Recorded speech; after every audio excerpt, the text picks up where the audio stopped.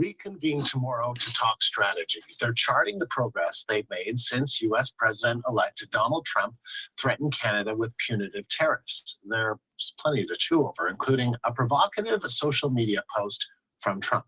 The CBC's Marina von Stackelberg has the latest for us from Ottawa. Well, we know that this is the second time that the premiers have met with the prime minister to talk about the Trump presidency, but this one comes with a little bit of added oomph based on what we've heard from President-elect Donald Trump since last night. So we know that Trump has been making this joke that Canada should be the 51st state of the United States and that Justin Trudeau could be the governor. And we know that Trump joked about this already once when Prime Minister Justin Trudeau flew down to the United States to dine with Trump. It was a joke that he made last month. We know that this has kind of come after this threat that Trump has put forward that he would put a 25% tariff on all Canadian goods coming into the United States. And we know that Trump also told NBC on Sunday that if the U.S. was, in his words, going to run, that Canada might as well become one of the states.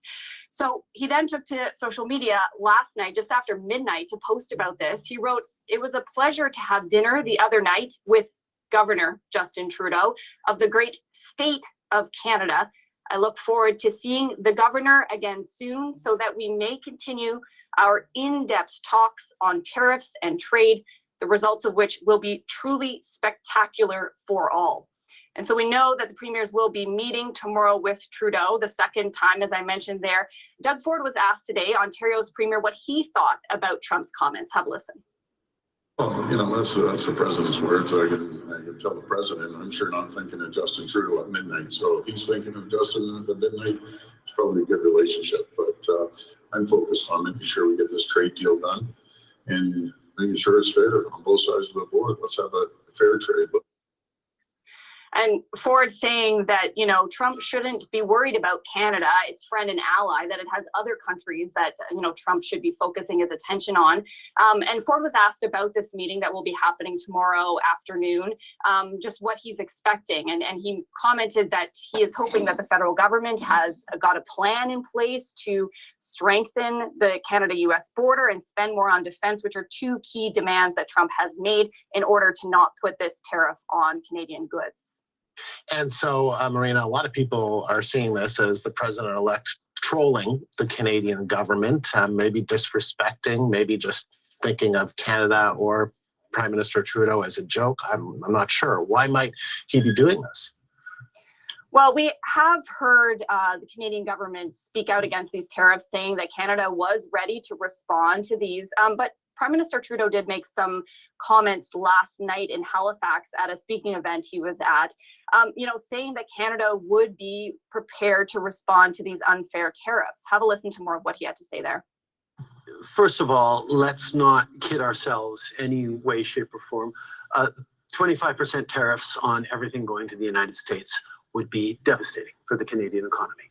It would require us to pull together and support each other and hang in there to prevent just horrific losses in all of our communities for everyone.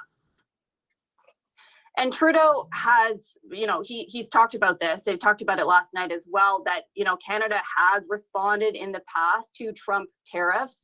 You might remember that Trump put a tariff on Canadian aluminum and steel, and Canada responded with a dollar for dollar tariffs on U.S. goods coming into Canada and actually got that tariff removed. And so that's something the federal government has been pointing to as, you know, an example of how it's dealt with tariff threats in the past. We know that Conservative leader Pierre Poilievre, though, in reaction to some of these comments made over the weekend from Trump, you know, he's accused Trudeau of being weak, someone that he says gets no respect from other countries, and someone that, you know, Trump can take advantage of. We did ask cabinet ministers here in Ottawa heading into their meeting today what they thought of Trump's comments. Have a listen.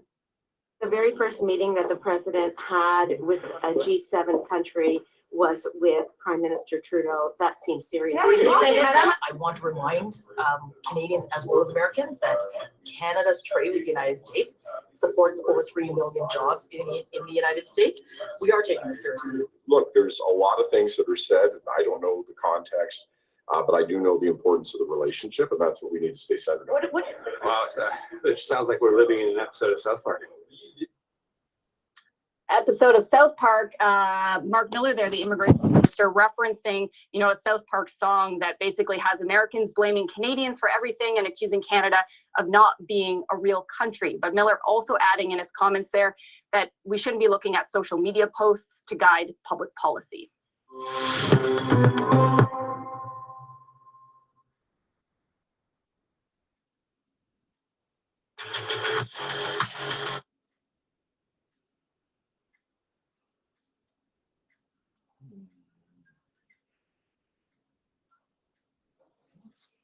Yeah, so Trump on that spring talk about tariffs and they asked for Trudeau to step down from the Canadian political position. And, It's a bit crazy to think that of all the political mayhem this week, Chrystia Freeland announced that she is resigning from cabinet. His once most trusted lieutenant called it quits. Calls for Justin Trudeau to step down are getting even more forceful. it was only really the second biggest story in Canada that the Liberal government overspent its most recent budget target by almost $22 billion. They aimed for a federal deficit of $40 billion, but ended up above $60 billion. So much for very specific fiscal guideposts.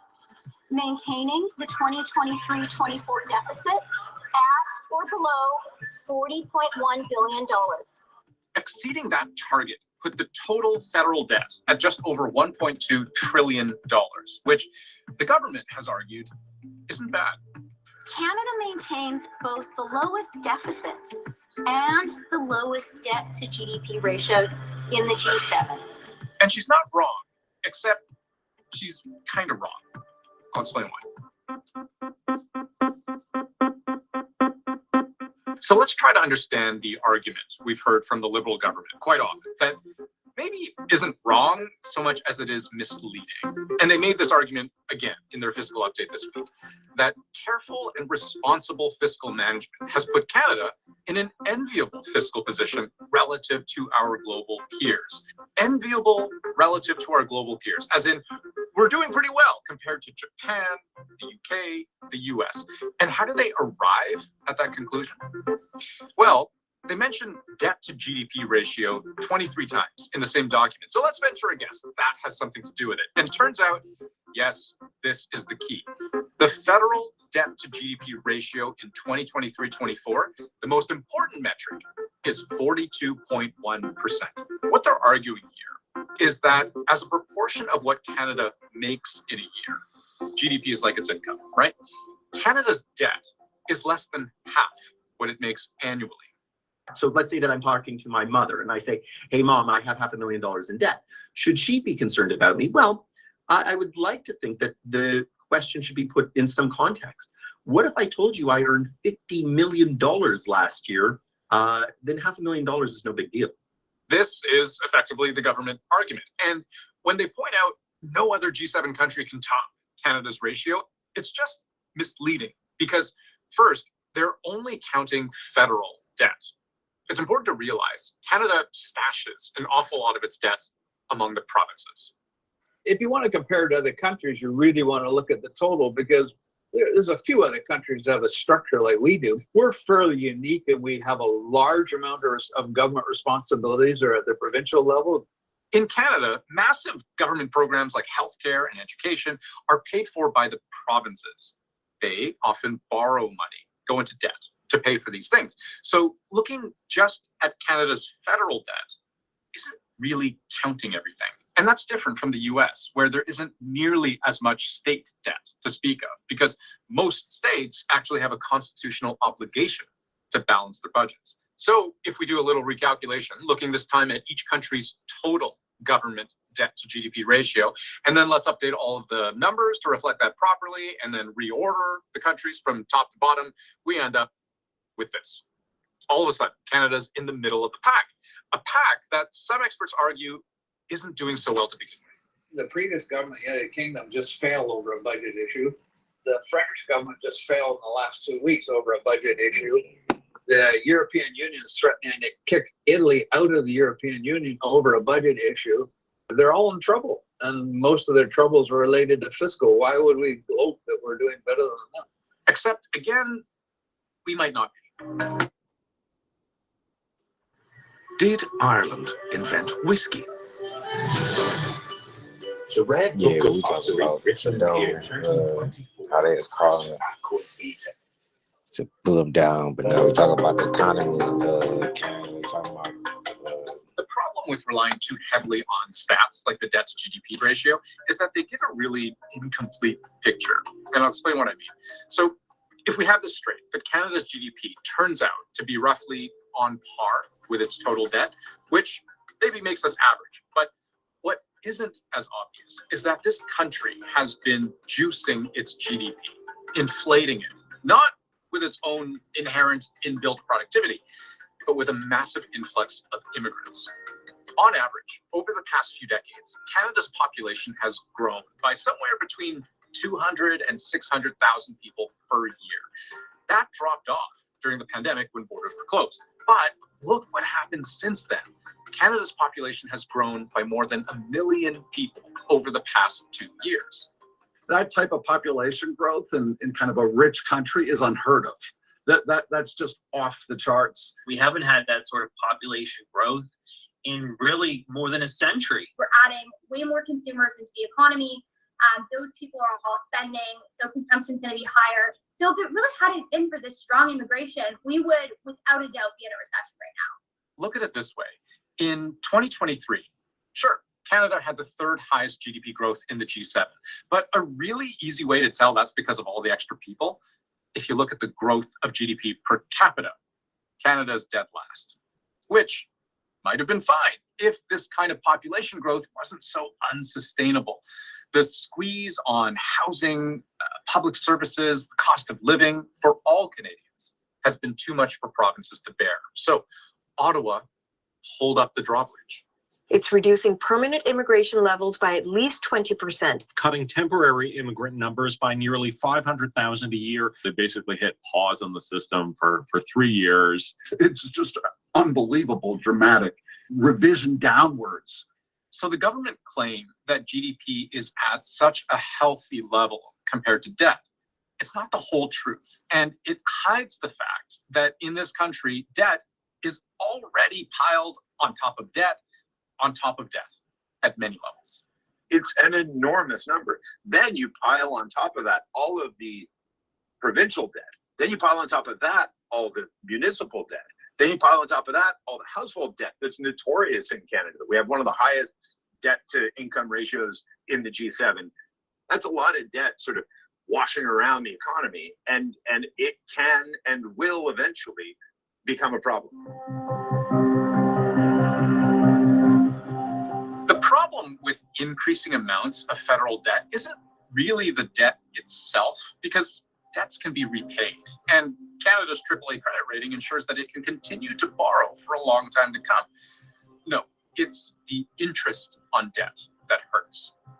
Canada is expected to pay $54 billion just in interest on its federal debt this year.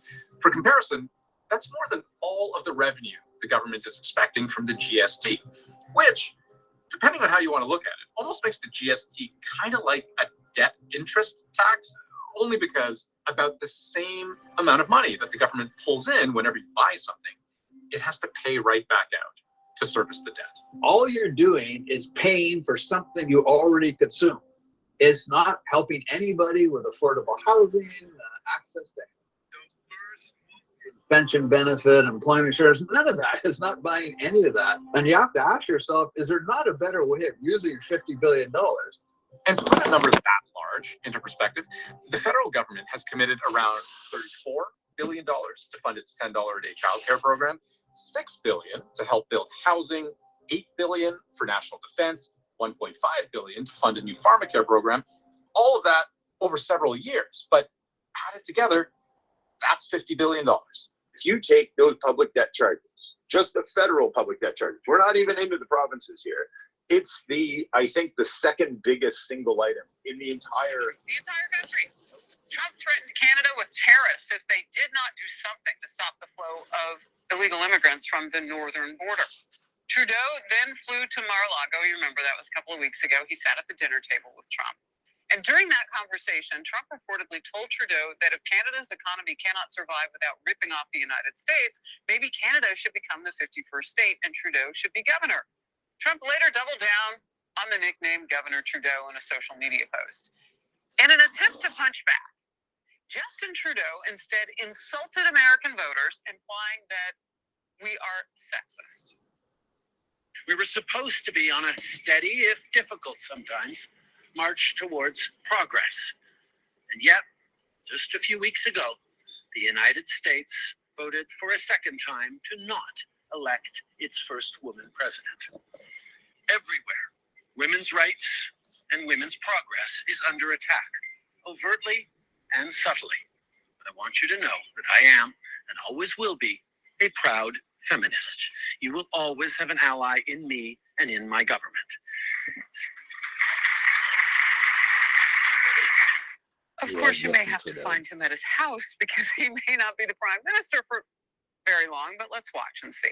Now, Trump's America First policies are putting Trudeau's role as prime minister in jeopardy.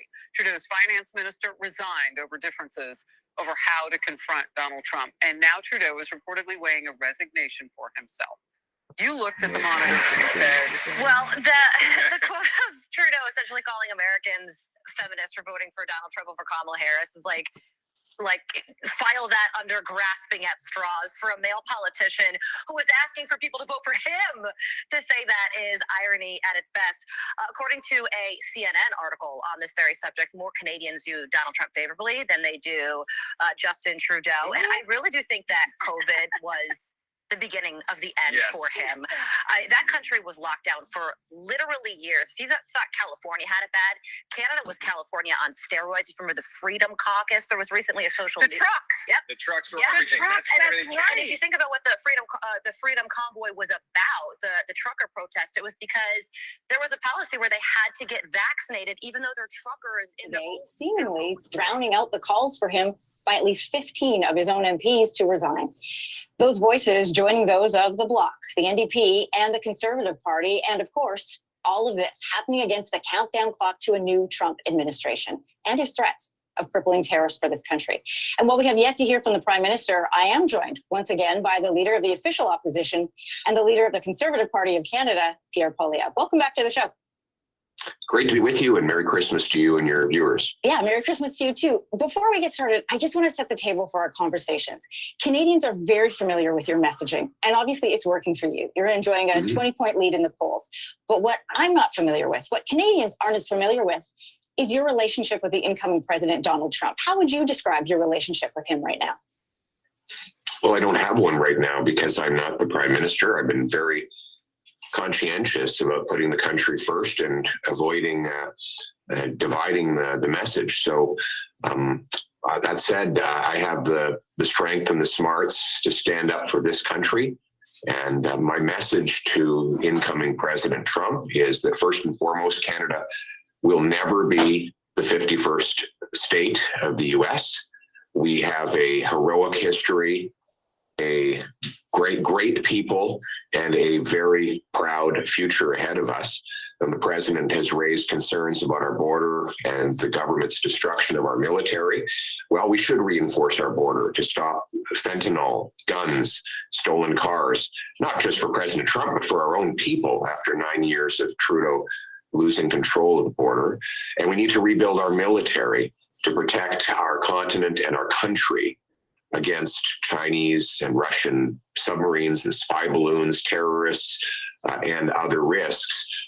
And we could rebuild that military with a warrior culture, not a woke culture. Finally, on the trade issue, what I'd say to President Trump is, look, yeah, we have a trade surplus with you, but that's because we're basically donating you our raw materials and letting American workers profit from $100 billion of underpriced Canadian oil and gas so they get the money and the jobs. I would be more than happy to bring that home. And that's why I will repeal all the insane anti-energy and anti-resource laws the NDP Liberals have passed, so we can liquefy, upgrade, and transport our own natural resources and bring powerful paychecks home for our people. What would your approach then be, Mr. Poilievre? Would it be more like Premier Ford, who says, look, retaliatory measures, we're going to turn out the lights if you can't negotiate with us fairly? Or would it be more like Premier Smith, who's saying, look, whatever you need at the borders, we'll even make our own security team if it will help with tariffs? Which approach seems more fitting with yourself? Look, President Trump is a deal maker. He's became a highly successful billionaire in the most ruthless real estate market in the world, New York. So he wants a deal. And my belief is that he wants America to win. There's no question. But I want to show him that Canada can win at the same time. He will put America first. I will put Canada first, which is new and different. And I believe that we have overlapping interests and values.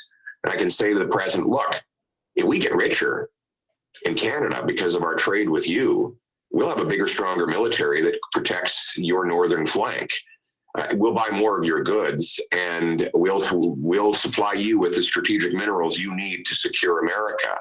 So in other words, we can both put our respective and separate countries first while ensuring that both sides of the border win big. I know you value common sense with the Conservatives. Common sense, if you're looking south of the border, would say maybe don't put 25% tariffs on your largest trading partner. That's right. Tell me That's more. not common sense. Yeah, so tell me more again about this common sense of the Conservative versus America first. Like I said, I'm Canada first. I'm going to be fighting for our country. And that includes things I will do here. You know what else doesn't make sense? The tariff that Trudeau and the NDP Liberals are imposing on Canada. Called the carbon tax. They plan to quadruple it to 61 cents a liter.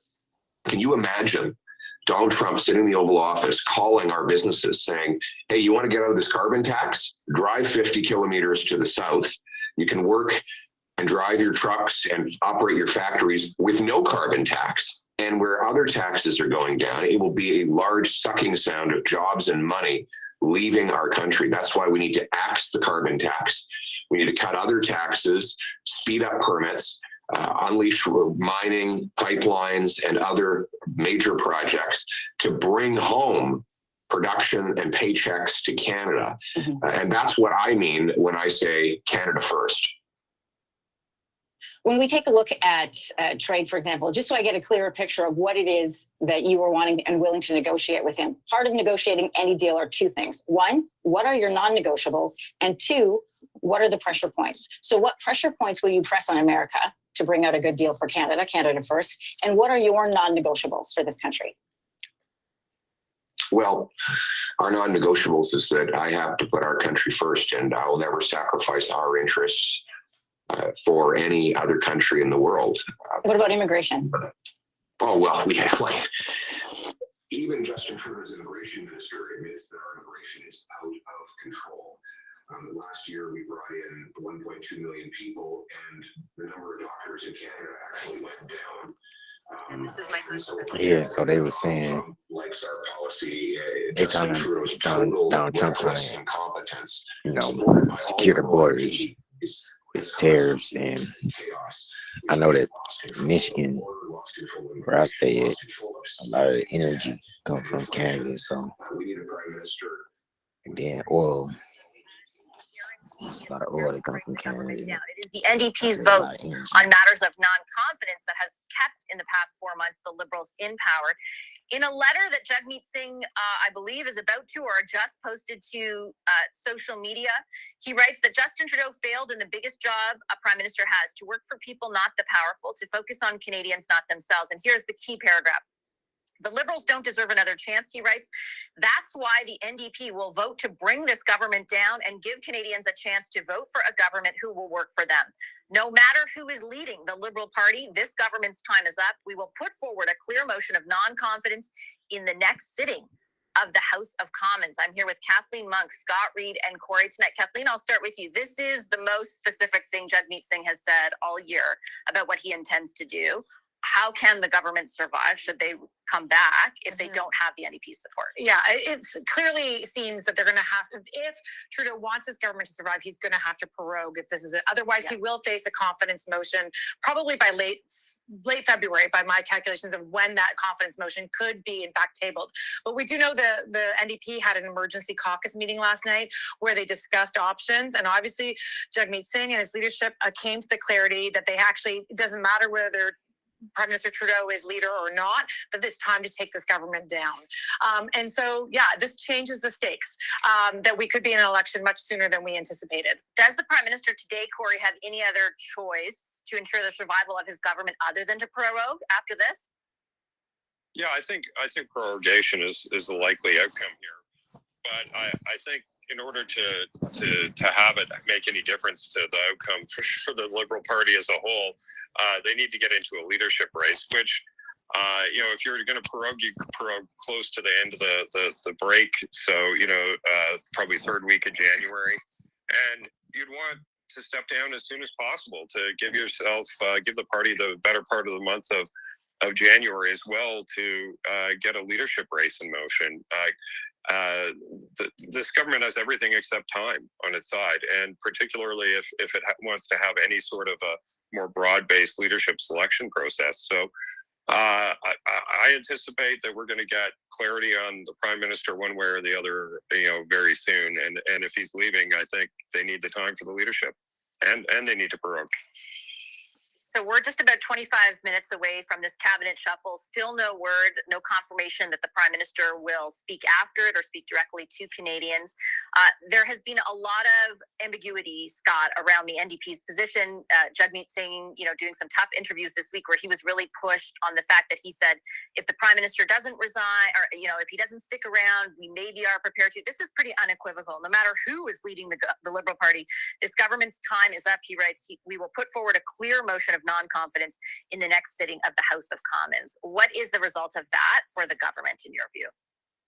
It will fall. The gig is up. This means there will be an election this winter/spring. It's unavoidable because there are supply days, there are opposition days, and that means even if you gerrymandered a little bit with some tricks of procedure in the House of Commons, it means that they're going to have an opportunity to force an election. So as Kathleen and Corey pointed out, you're going to end up with the Prime Minister proroguing. I think it means that he has to step down because the galvanizing reality that there will be an election means that caucus members will now go completely to battle stations and think about self-preservation. And they know that they will lose almost to a person their seats if Justin Trudeau remains leader of the party. In some ways, I wonder if Jagmeet Singh is making this move because he wants to preserve the option of having Justin Trudeau as a leader. He's hoping that maybe he can play his cards into a spot where the Prime Minister digs in and provokes that election. But I think, like Corey, what will happen is the Prime Minister will probably shuffle his way through Christmas. It means that we're going to get a prorogation sometime in January and some kind of leadership resolution. But that phrase, no matter who leads the Liberal Party, means that there will be an election. Even if you prorogue, you can only prorogue for so long. You can't prorogue for 9 months. A couple of months, 3 months. We're going to have an election sometime in the first 6 months of this year. That is now an inevitability. I have a confession. I regret not trying therapy sooner. And I didn't because that was a personal trainer. There are calls for the Prime Minister, continued calls for him to step aside. I'm calling on Justin Trudeau to resign. He has to go. We need to trigger an axe the tax election as soon as possible. Mr. Trudeau's government is over. So Trudeau spoke at the Liberal caucus holiday party last night. The Prime Minister saying there that the last couple of days have been not easy, that like most families, his party will find their way through it. The Conservatives and the Bloc are calling for an election. The party who is in a position to help trigger one with a vote of non-confidence is the NDP. So when can Canadians expect to head to the polls? Well, let's bring in NDP leader Jagmeet Singh. Welcome. Good to have you here. Good to be here. Listen, you say the Prime Minister has to resign. You said, in fact, that he has to go. He's already said he's not going to do that. And he's shown that very clearly over this last few weeks, or the last few days. So how do you explain to Canadians that while you say you want him out, that he's not good for Canada, but you won't act on that and commit to a vote of no-confidence? Well, everything's on the table, we said, but it's been clear, given that we've got the threats of tariffs from Trump, that puts a lot of workers in Canada saying, will I lose my job? We know that people are having a really hard time buying groceries, just the basic essentials. Sure. And we got people that are saying, I can't find a home, my bills are up. Given all that, we've got a prime minister that's more focused on fighting his own party than fighting for Canadians. It's true that he's got to go. Right. But you're the one who can make that happen. So why not commit to a vote that would see an election in this country? Well, I've said that everything's on the table. So all options are on the table. What I'm focused on right now is saying he's got to go. We'll see what happens in the next couple of weeks. You know, you're talking about Canadians being concerned about affordability, but the most recent polls show that most of them want an election. So if you have the power to make that happen for Canadians, and you're acting in the best interest of Canadians, isn't that what they actually want? Well, there's going to be an election this year, 2025. Sure, but October is the scheduled date. That's a long way off. It could happen any time in 2025. We're in a minority government, so we'll keep all options open. But let's be clear, there's going to be an election in 2025. Absolutely guaranteed there will be an election. And people will have a tough choice to make. And I just wanted to say to folks out there who are worried about care quality, ethnic conservatives, worried about the cuts, worried that he's going to cut their childcare, their pensions, healthcare, make things way more expensive. For those folks, I want to invite you. We've shown that when we come together, when we organize, when we fight, we can win. So I want to invite people to join us, the NDP. You know, you've talked about the Conservatives and what they can do, but they are 20 points ahead. You and the Liberals are sitting further back from that. So wouldn't it say to me that what Canadians want is a chance to elect a new government? And you can make that happen. Listen, Peter Julian told CBC News that this could happen in the spring. But why wait? What are you waiting for? Well, I'm not going to speculate on when it's going to happen. What I am committing to is that in this election, I want folks to know they have a real choice. Even though I know it's a big mountain to climb. An election before they can Urgently reconvene Parliament and require a non-confidence vote so the Prime Minister can judge whether he stays in power. This all coming as the Prime Minister made significant changes to his inner circle. Why do you so have confidence in Prime Minister?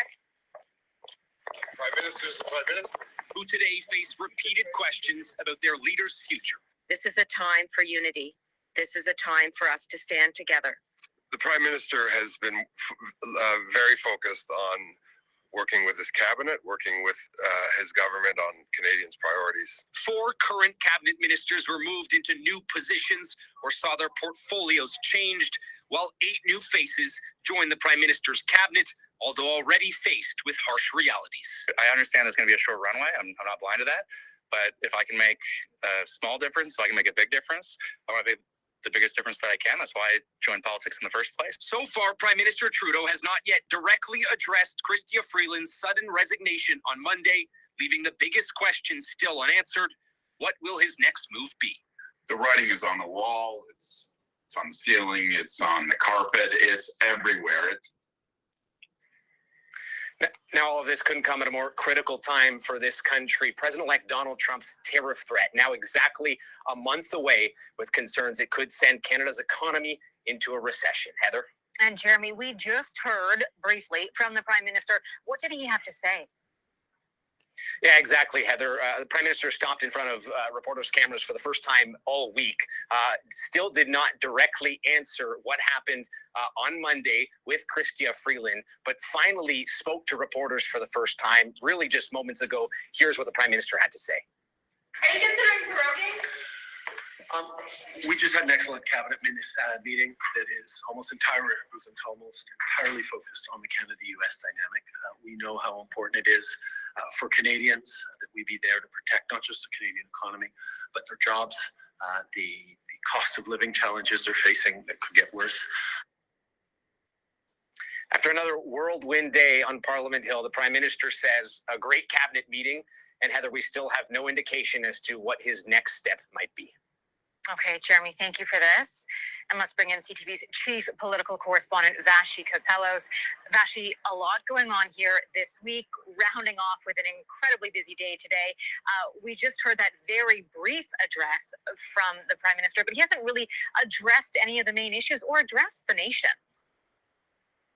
Yeah, Heather, I'm actually blown away by that clip and how brief, as you put it, or as you rightly characterize it, it was. I mean, we have, this week started off with Chrystia Freeland, his top cabinet minister, the deputy prime minister of this country, quitting and saying that they were at odds over the future path of Canada and at odds about how to respond to Donald Trump.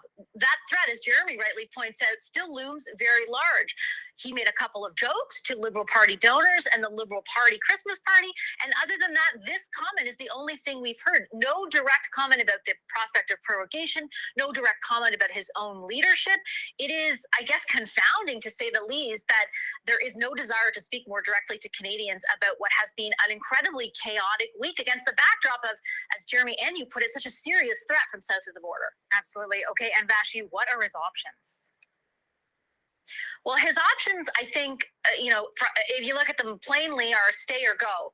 Politically, it seems very, very hard to see the path to staying, given the number of MPs who are speaking out in his own caucus against him, given what Chrystia Freeland said, and given how they have performed in the most recent by-election, even where they shed 23 points. I think the options have very much narrowed for the Prime Minister, Heather. Vashi, thank you for your time as always.